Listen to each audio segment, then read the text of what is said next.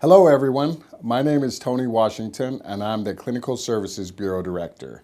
And I'd like to extend a heartfelt thanks to each of you today for your service here at the prison.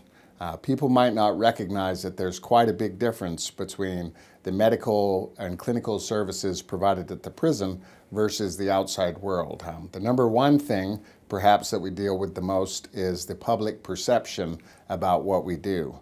And oftentimes people on the outside don't recognize the volume, the level of care that goes on, that you're licensed professionals, that many of you actually work in the community at other jobs at IHC, et cetera.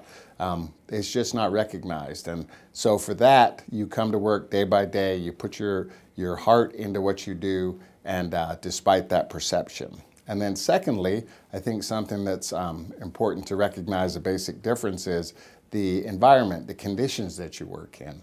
You know, as it turns out, here at the old prison, a lot of the facilities were retrofitted. A lot of things were put in after the fact, and of course that won't be the case at the new prison, but our current environment's not always the best to provide the medical, dental, mental health care that needs to be provided. But yet you do it day by day despite the environment, despite the resistance you face sometimes in working with the inmates, and you still make sure that it all comes to pass. So that's important. And then finally, I think that people don't perhaps recognize the volume of work that goes on day by day.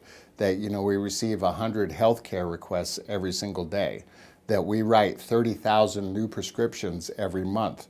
And all of that translates to a tremendous amount of work, a tremendous volume of work that's accomplished day by day without complaint. So, and then finally, I guess, you might not make as much money as your counterparts in the outside world. So that shows me that you're here for a specific reason, and that's because you care about the care that the inmates receive. You care about doing what you've been called to do and doing it to the best of your ability. So I thank you for what you do for us here at the prison, and I consider it an honor to work alongside you. Thank you.